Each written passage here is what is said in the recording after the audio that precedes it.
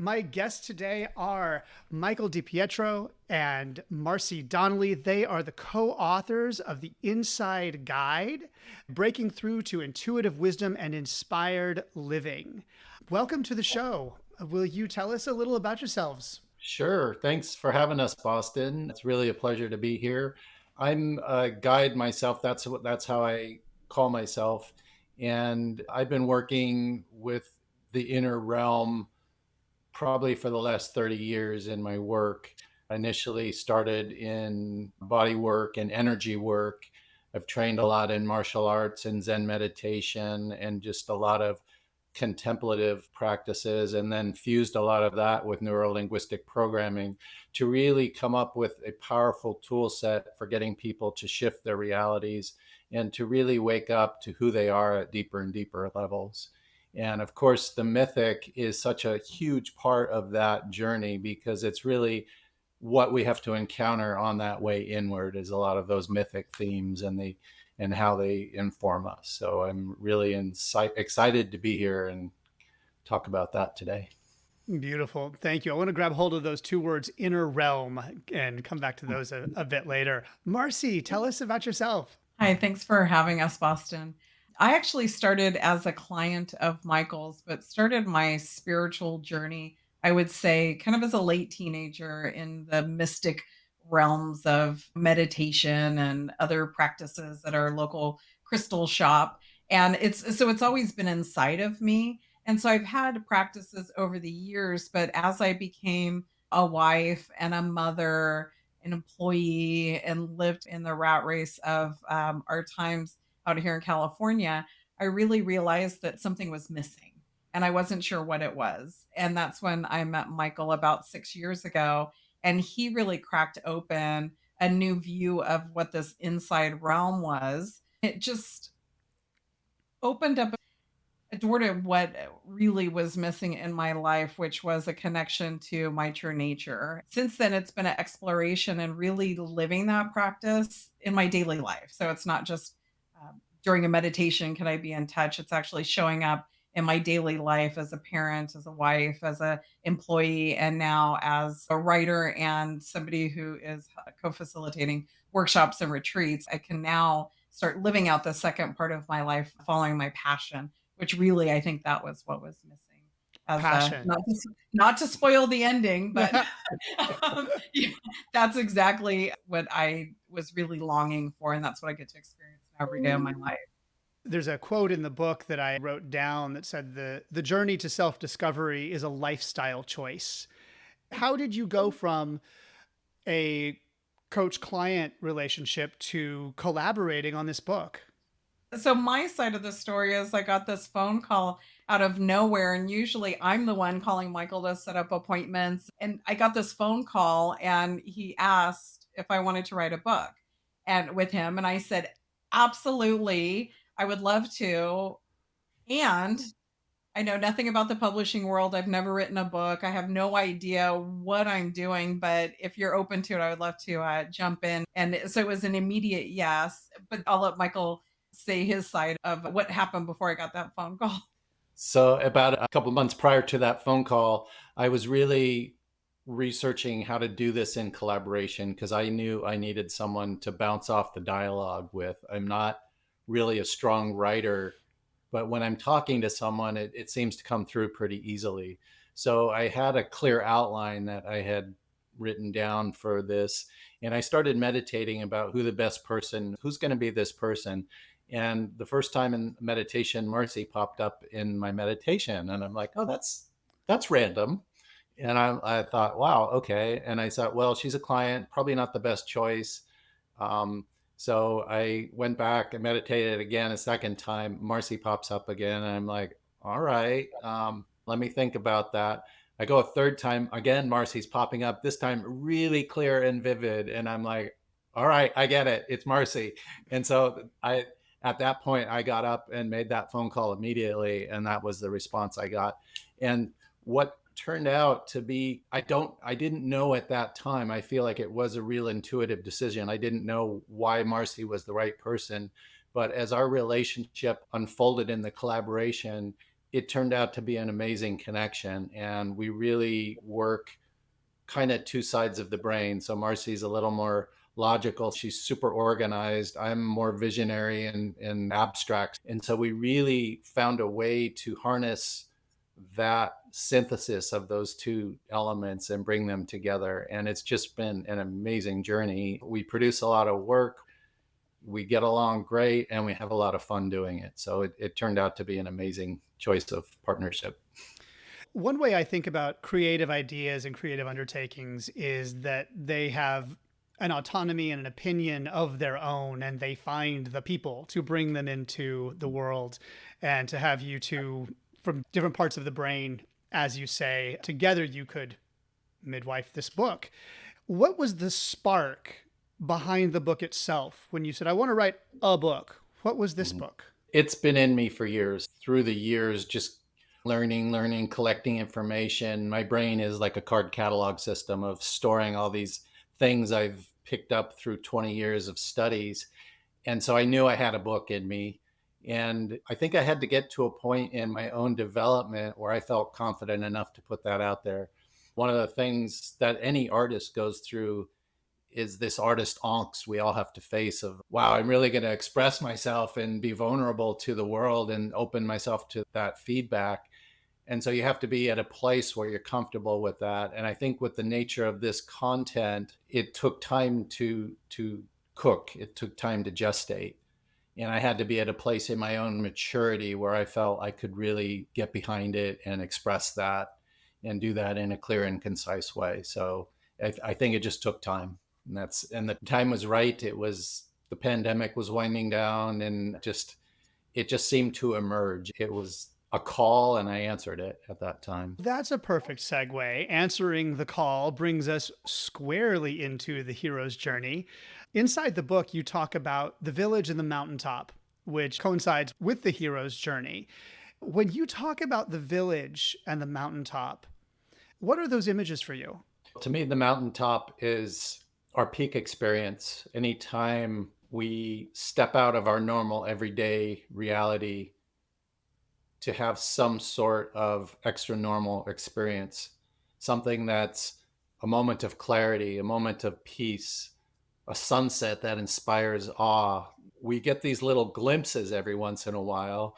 And a lot of times we try to grasp and hold on to that mountaintop experience. It might just be a moment of joy, a moment where I'm filled with love, where I see light and vibrancy. We have to come back from that. So a lot of times we try to grasp and maintain that experience because it's so sweet, it's so delicious. We really want to live in that all the time, but we have to go through an integrative process. We have to return to the village. And so we really try to focus in our work about how to bring that mountaintop into your everyday life without necessarily having to hold on to it or stay in a exalted state all the time. I still have to function and live in my everyday reality. I still have to be in the world. So if I'm sitting on a mountaintop and just meditating, I'm not really useful to getting a job done. You're speaking to something that feels like it is really missing in the sort of personal growth culture, from self-help to medicine work to all these things that are very in vogue, especially here in the Bay Area. What seems to be missing is that integration. And on the hero's journey, you're not just speaking about leaving the village, but the return to the village. And what I witness and what I've experienced myself is being so enamored of the extraordinary world that, yes, I want to stay there. And so we can get on a hamster wheel of peak experience, as opposed to, wait a minute, what's this for? How do I bring it back? What's a story of you returning to the village? The concept of mountaintop and returning to the village is really what I was craving, because I would have these peak experiences, whether it was at a conference or in quiet meditation or having an experience with one of my children, and feeling overwhelming joy and love and appreciative of my role in the world and what I was able to experience, and you know and being in awe of things. And then I would walk in my house and I would see everything disorganized. and I would stomp around and act bratty and blow my top. And I thought, gosh, I'm feeling really disconnected because I want to be more in that other state. But I work for a financial institution. I have to get kids off to school. I have bills and responsibilities. And I was craving inside of me a way that I could be more appreciative of the world and the opportunities in front of me outside of retreats and sitting in quiet meditation. And really, that's the beauty of this work and why I'm so excited because, as Michael mentioned, I'm tend to be left brain practical thinker. I'm a practical thinker. I wanted a practical way that this spirit could show up in my daily life and how it could work through me and how I could even bring the qualities that make me feel like I'm coming from a place of love and joy into my daily life and really model that for my children and walk my talk in the end. And so through the work of realizing my own wholeness, and that in the beginning we start the book with the realization, my realization, it was the first within the first 10 minutes of meeting Michael and sitting down, that and with him sharing with me that I'm not broken, that I'm whole and complete as I am, and there's nothing within me or about me that needs to be fixed. And so overcoming and resetting that point of wholeness and then looking at where I get off track, though that really was the key for me to figure out how to live an active lifestyle in the village with a basis of mountaintop, Yeah. with the place of mountaintop within me. Yeah, it's almost as if when you have the enlightenment experience, like we think that we've reached it, but that's actually, what if that's the starting point? That's when the real work begins. That's when that integration, that return to the village becomes important, because we have to live it out and we have to live it in the context of our life. And so I think that's, to me, like where I have to take more responsibility. I have to face, if I really want to live that enlightenment, if I really want to live that joy and love and peace, I have to do the inner work on a daily basis to make sure I'm staying tapped into that and make sure that my expression and my actions and my behaviors are aligned with that. Hmm.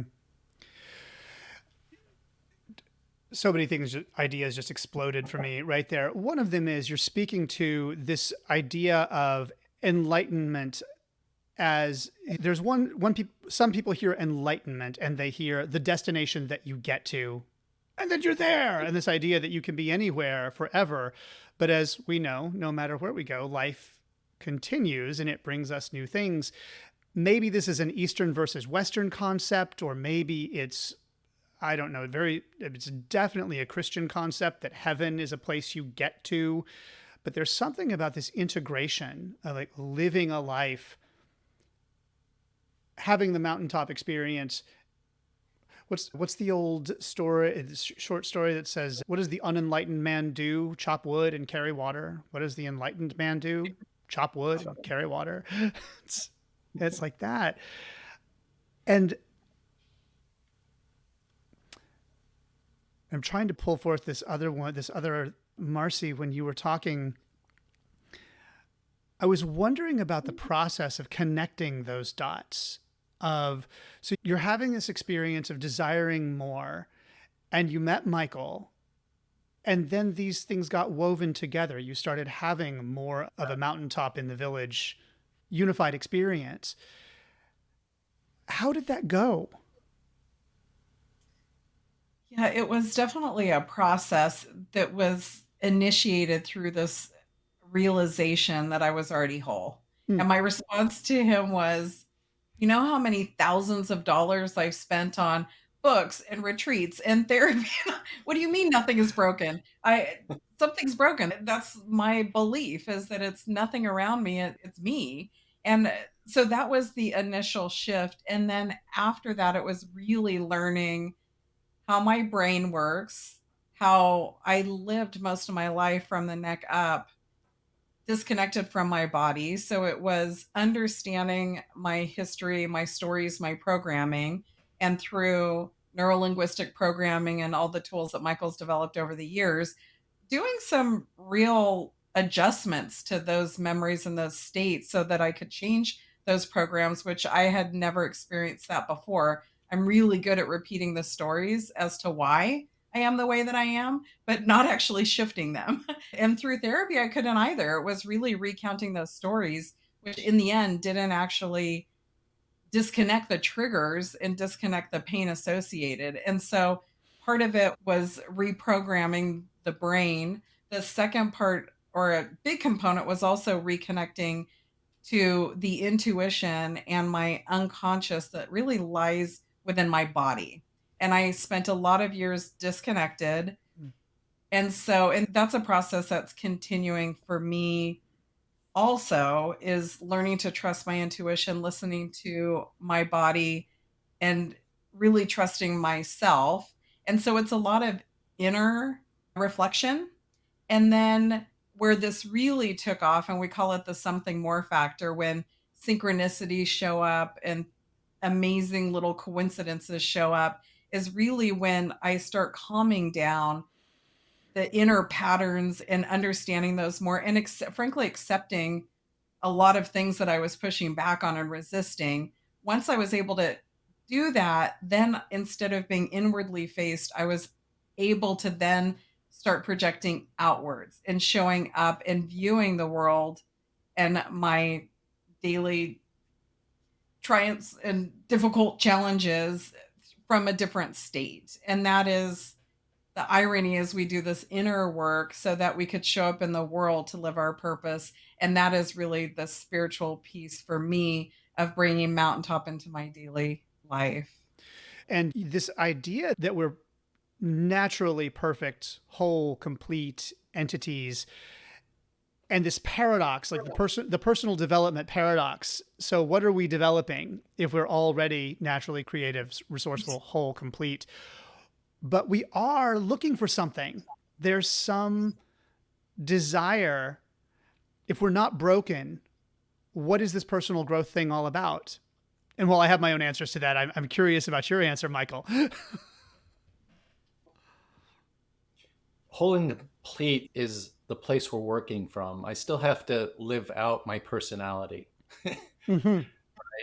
And so what happens is, even now today, I'm going to be 60 this year, but I'm still a work in progress. I'm still working on myself. So the self-development portion of it doesn't stop, but the space you work from changes. So that if I have a character flaw that I'm still challenged with, I can embrace that. I can still be whole and complete and love myself, love my humanity in that place. So yeah, I think it's really the place we do the work from. I'm not doing the personal development work to improve myself or fix myself. I'm doing it as a mode of expression so that I can more easily express my true nature. And it's almost like the personal development work is clearing away that which gets in the way of that wholeness. It's like cleaning the window. Yeah, we all shine, but that window could have dirt on the window, right? And then maybe the light isn't as bright. The dirt is our past conditioning. It's things we've learned about ourselves from our past that is not true. So for example, if someone, I'm not worthy, I'm not worthy, that's a common belief that a lot of people get challenged with. We're all worthy. Our worth is inherent in our nature. Somewhere along the line, they believed the lie of I'm not worthy. And that got installed in their identity. And then they began to live out that lie. So the work is an unraveling, a going backwards and debunking the lie, getting back to the original truth, the natural truth of who each of us is.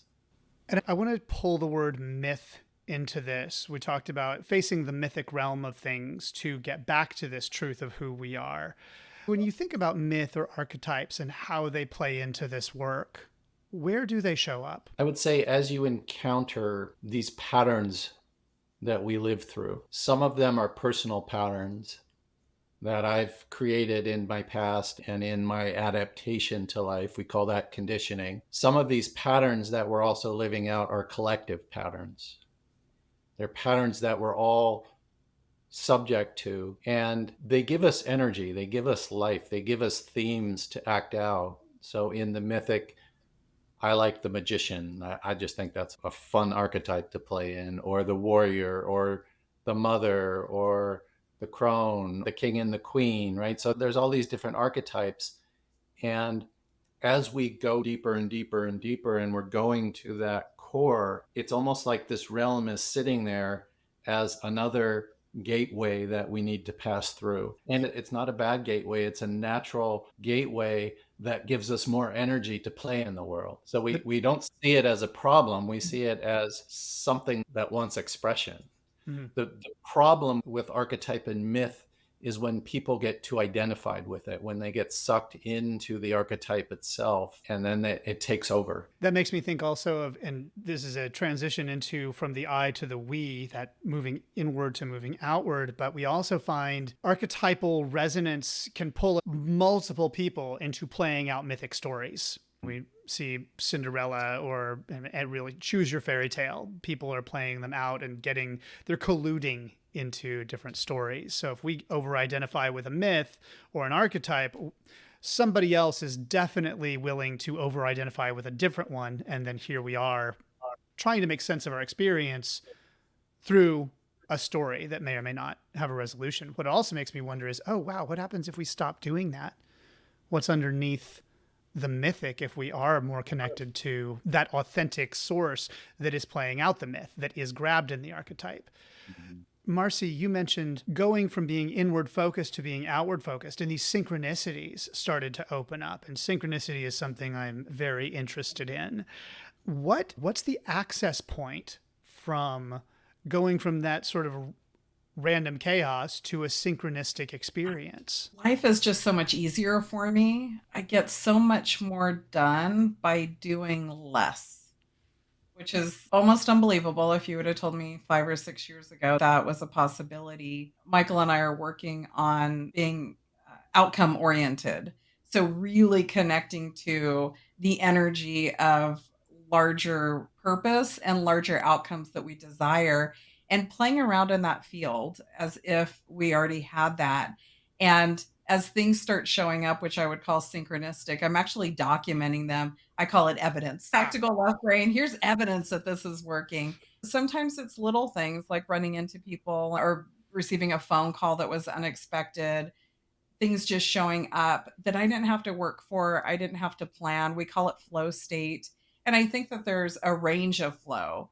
There could be a low hum of flow when you're having a good day and things are working out, or these amazing moments when you're thinking of someone and you get that call, or unexpected money shows up or opportunity. So I'm tracking that evidence. It's and not that I need a confirmation of flow state, but I like to play around with, if I really focus as an exercise on trying to reframe how I'm approaching my day, what type of opportunities show up for me, and aligning it always to my true nature. Like you were talking before about archetypes. Does a certain archetype serve me? Do I relate to it? And then how does that play into my life? And is it conditioned in something I want to keep, or can I let it go if it doesn't feel aligned to my true nature? And when I'm in that space of true nature, that's why I said the synchronicities tend to show up more. In addition to the mythic and the mystical, I'm also really into productivity hacks and how to create flow state by reducing friction in the world around you. But what I just heard you say had me think about flow state in a different way. There is, I wish I could remember his name, a YouTuber who is talking about creating flow state by essentially condoing your life, Marie Kondo, getting it all set up so there's no friction, so that you're just not interrupted. And that struck me as a very mechanical kind of, I don't know, basic level of flow state. And what you're talking about is something that I've experienced also when the synchronicity is there, when I'm more attuned to everything bigger, wider, and having a sense of what's for me and what's not for me, because there's just a stream of mind happening all the time. But being able to choose which I don't know, which fish to jump on to to go down the stream, that that excites me. The idea of synchronicity as an access to a sort of cosmic flow state. And both feel I don't know if they're equally good, but they both feel great. It's wonderful to get into that space of writing and having no idea how it went from sunrise to sunset and you forgot to eat, but you have 100,000 words or 10,000 It, words. it, it sounds to me like a left brain, right brain approach, like neither one being right or wrong. Just what suits one person might be a little different than what suits a different type of person.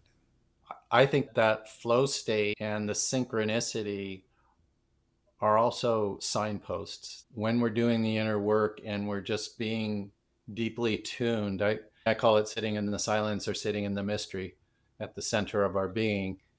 And the more I do that, those states and those synchronicities and those signposts seem to arise of their own nature. And I'm left with more awe. I'm left with more wonder. I'm left with more like even more mystery, and we're delving into the mystery, trying to decode the mystery. And I want all the answers, but the more we can make friends with the mystery and be in the awe and wonder and curiosity and just trust that all this is unfolding quite beautifully.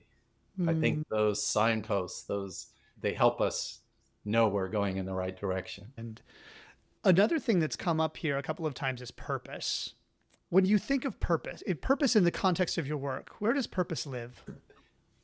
To me, purpose has to do with expression, and it is that return to the village. So we hit the mountaintop, we're one with everything, we're clear, but we have to come back. I have to live out this individuality in my everyday life. As soon as I try to be like, I'm one with everything versus I'm Michael, it's both are true, but in the world and in my expression and in my going through the world, I have to live out my individuality as Michael. So purpose has to do with how that mountaintop translates through my individuality and the meaning I give to the work I'm doing, right? So it's an experience of feeling like I'm right where I am and something's passing through me. I'm part of it, and it's giving my life more meaning.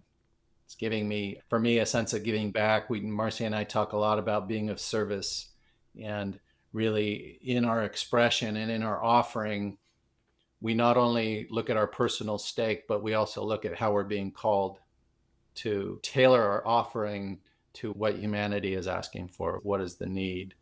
And so it's not always just about my own selfish desires or my own passion. We have to think a little bit bigger, and we have to include ourselves in it as well, right? I'm sure Marcey has some other perspectives on purpose too, because that's a passionate topic for her. I just love this conversation because, like we said, we're here to serve and to play a role in this world, but what personally gets us excited? And going back to that mind, body, spirit, and that's the way our book is organized is mind, body, spirit. I just thought in my brain, what things do I like to do? What am I good at? I'm left brain spreadsheet organized productivity girl, but really that was not getting me excited. That was not poking at this thing that was inside me that kind of needed to be released, what was missing. And so understanding what got me excited and how to use the tools that I've learned, throughout my life to show up in a way that I can serve, which is, aligned to my purpose through this personality called Marcey with my tools and talents, but to do something that I was excited about and have passion about. And the expression of that is so important. And in terms of timing, sometimes stuff comes up and it seems aligned, but when I sit with it, it really isn't aligned. And so I've really learned through Michael and through this work to be patient, to really check in with my own body and sit quietly when decisions or opportunities come up to really see if it's aligned to my purpose. Because in the past, I would say yes to everything because I I was being of service. But really, it does take some checking in and sometimes sitting with yourself to really connect to really like my life purpose in serving, because it doesn't do me any good if I'm spinning my wheels and stressed out serving others if it's not aligned to what I think my true nature and what I could truly give back. So there's still like throughput when it comes to living purpose of checking in and then going back out in alignment. Something so beautiful in there is being of service includes it serving you, that it's not that you're not separate from the world that you're serving. There is a reciprocity, but there's also a sense of self-care, self-love, and self-preservation, because you can give yourself away as well. Can I ask another question though? Because your question, where does purpose live? It took me back a little bit. And then as we've been discussing this, I've been just sitting with that more, and it really does relate to life. So where does purpose live? I think it lives in a broader expression out into the world, right? Our purpose has to touch other people. It has to come out of us. We have to express it. We have to live it out. And I think that's where the life of it is, when it gets outside of me and takes on a bigger life of its own. And that goes back to what Marcey was describing earlier, going in and looking at the self-discovery so that purpose can emerge. And then you're in this outward situation. And then that brings in the synchronicity. Am I aligned with purpose? Those signposts pop up when there's alignment. They can also help you get back on track. Another concept that you talk a little bit about in the book, in addition to purpose, that's desire. And normally when I'm having a conversation like this, I start with desire before purpose, but I do think the two are connected. And you specifically use this phrase, desire of the heart, which is a specific flavor of desire. Will you talk a little bit about that? Sure. Every human has desires. Desire drives us. So we actually need desire. I think from a Buddhist perspective, it gets a bad rap. And I think the translation, when we look at Eastern approaches, is they're more talking about craving and grasping versus desire, or unhealthy desires or obsessions. Those are what can really lead us astray. But in the heart, I believe, of every human being, we're instilled, if you boil down all desires, we're instilled with one single desire of the heart. And it can go by different names. So you could say it's a desire for fullness, a desire for my true self, a desire to know God, a desire to be one with the cosmos, but some core desire for this ultimate fulfillment in life, for the mountaintop. Really what we're desiring is that mountaintop, that peak experience, that quintessential sense that for a moment I'm complete. For a moment, all is clear and well. And I think we're just naturally born with that. And it keeps us questing, it keeps us going. I had one of my teachers tell me that you're as close to God in desire as you are in the fulfillment of it. So it's almost like two sides of the coin.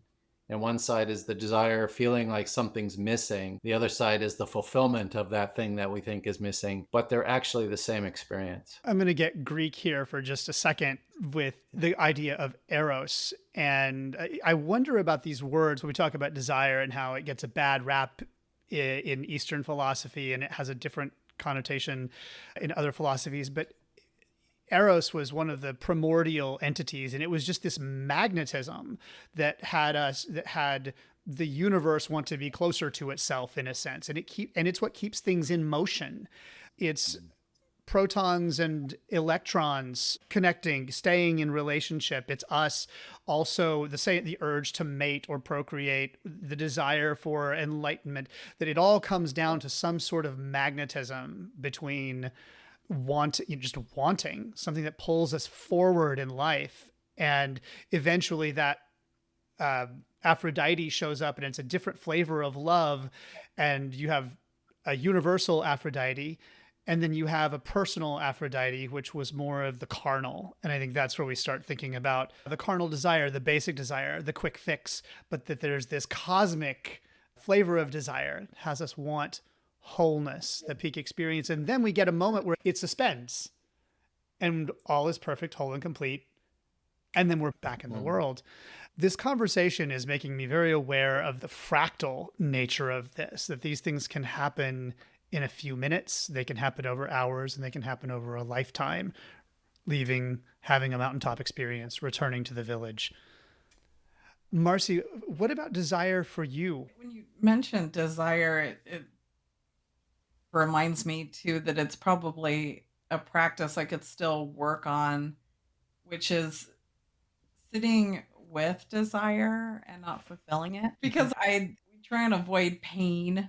We want to feel good. So whether it's shopping, food, companionship, whatever that need is, there's Michael and I also talk about the space between an in breath and an out breath, the space between music notes and the space between desire and fulfilling that desire. There's something sacred there. And so thank you for reminding me, because I think right now I could actually use more of that practice, which is sitting with the desire of something and not fulfilling it. Because once we fulfill it, we typically just go on to the next thing. And there really is an opportunity to sit with desire on bigger, small scales of things that we want, and maybe even letting it pass. And then what are we left with? Ourselves. I love that. The discomfort of desire, be letting ourselves feel desire, feel the ache for something without trying to make it go away, without trying to kill desire by acquiring. Yeah. It almost works like a portal. If you truly, and Marcey just reminded me of that practice as well. Sometimes we just forget all the arms of this and how many different ways there are to approach this inner realm. But in my experience of sitting in that desire, it works like a wormhole or a portal. And it seems to take you somewhere. If you just, like Marcey said, sit in it and not try to fill it up, it works almost like a connector to something cosmic, something greater. When we feel that desire, what naturally happens is we turn it outward and we look to something outside of ourselves to fill that up. But what if we turn that desire the other direction? So what we're desiring is actually something deeper within our own self. Yeah, access to eternity is inside. Yes. Inside the moment, inside the self. I can only imagine what it's like to work with you, Michael. How do people connect with you? We have a couple offerings. We do monthly free virtual gatherings online. These are all available on our website, and that's loveguides.us. Love guides us because love is the true guide. So we have virtual workshops. We have some 1-day retreats and 3-day retreats coming up. And then for private clients, usually I require them to do a free initial session first. And so that's just a way for us to get acquainted, really make sure this is a good fit, that if they want to take on the work, that we get to know each other a little bit better and give them a taste of the experience of the breakthrough, right? So it's one thing to have a theoretical understanding of something. It's quite another thing to get the direct experience of it. Mm-hmm. And so every time I'm working with a client, as much as possible, I want to bring them to the experience of themselves and the experience of what it's like to be on the other side of a painful issue or a difficult challenge. When it's already resolved, what is that experience like? We still have to go back and revise the programming and revise all the conditioning to support that. But as much as possible, we want to give the person a direct experience. And so that's why, whenever possible, I like to meet in person if they're local in the San Francisco Bay Area.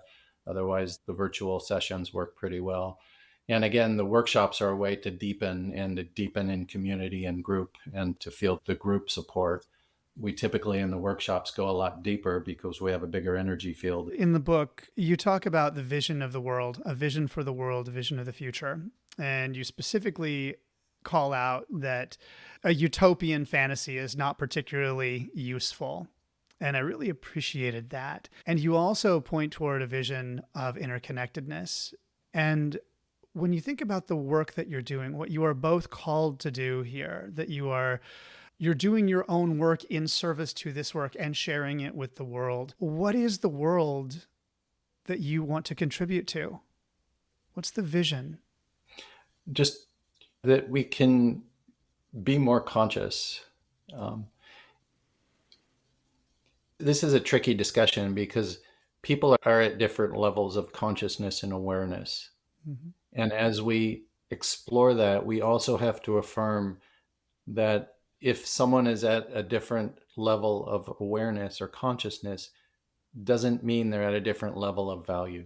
So we have to see that everyone is at an equal value. We all have a right to be here. We're all on this journey of being human and learning and growing and going through this life. And my vision is that if I could nudge the evolution of humanity just a little bit while I'm here, then I'm living out my purpose.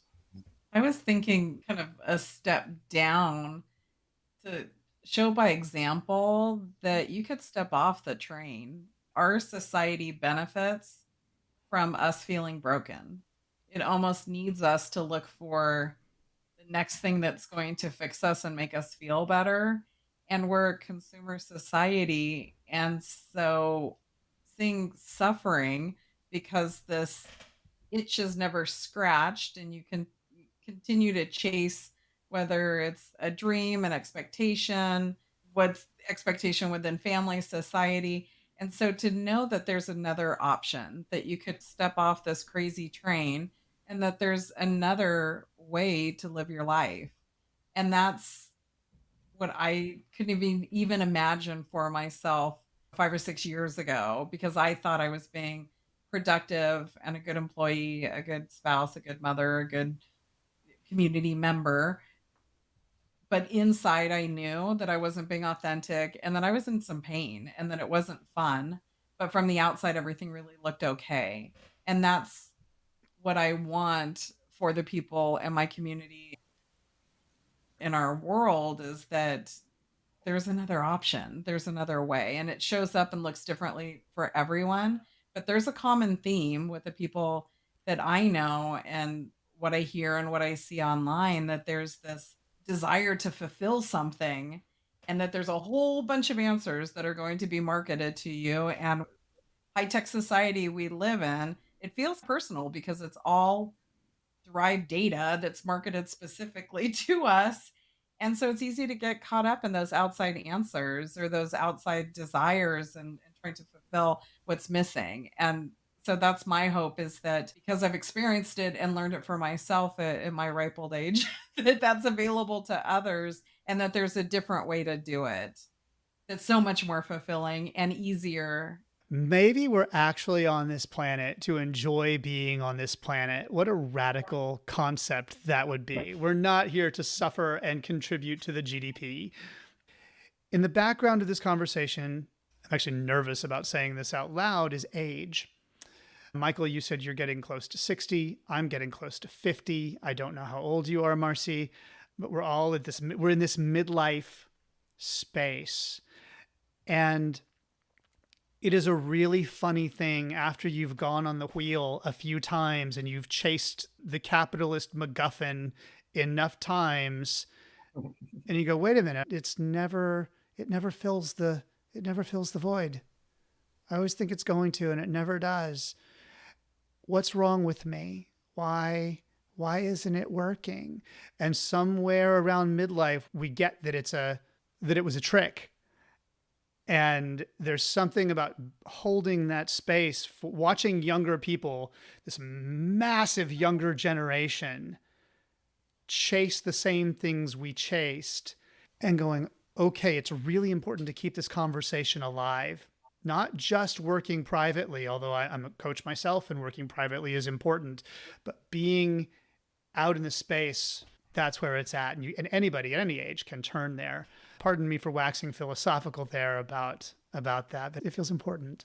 Your wax philosophical makes me tingle with joy, and you're really onto something there. It does shift around midlife, and instead of the midlife crisis, it really should be called the midlife opportunity because it's an opportunity to shift toward an inner fulfillment for from we need to chase our dragons when we're younger. We need to go out there and slay and knock it dead in the world.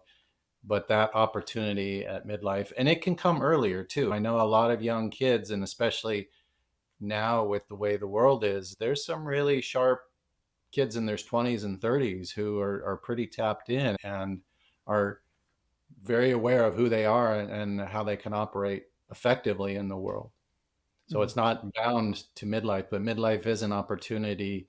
And the crisis is the existential crisis. It's the opportunity to really go into that portal and say, who am I really? And what am I here to do in this next phase? That seems like an incredibly good landing pad. I am so grateful to you two for coming on the podcast, for being my first. It's the first time I've ever had a podcast conversation with two people, and you've made this really lovely and powerful and interesting. And I also want you to get to have the last word here. Is there anything else you'd like to say before we part? I just want to say thank you to you. Thank you to Marcey.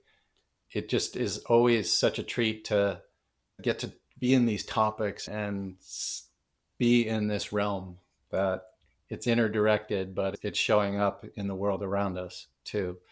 And just to offer a little hope to people, like we are, there's a lot of challenges and problems that you can look at in the world right now, but there's a lot of amazing things happening too. And the ability to be more conscious and be more awake is more available than ever before on the planet. And so we're here to support you on that journey. Oh, thank you. Thanks, Boston. This has been a great conversation. Uh, the tactical part on the website, loveguides.us, the coupon code is group25. So GROUP 25 for a discount off the book.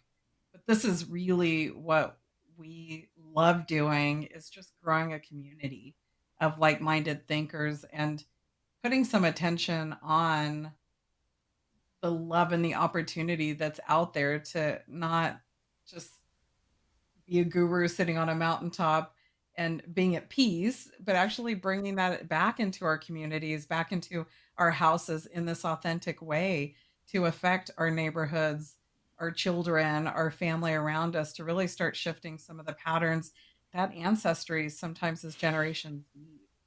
It's how to continue to show up, decide what's yours and what's not yours. What are you passionate about? How do you wake up and live with purpose and feel like you're want to hop out of bed and can't wait to start showing up in your life? The coupon code, along with the links, information about both of you, those that'll all be available in the podcast show notes. They'll also be available on the YouTube description. So anybody who's listening can find all of that there and then some. And I look forward to connecting with you both in the future.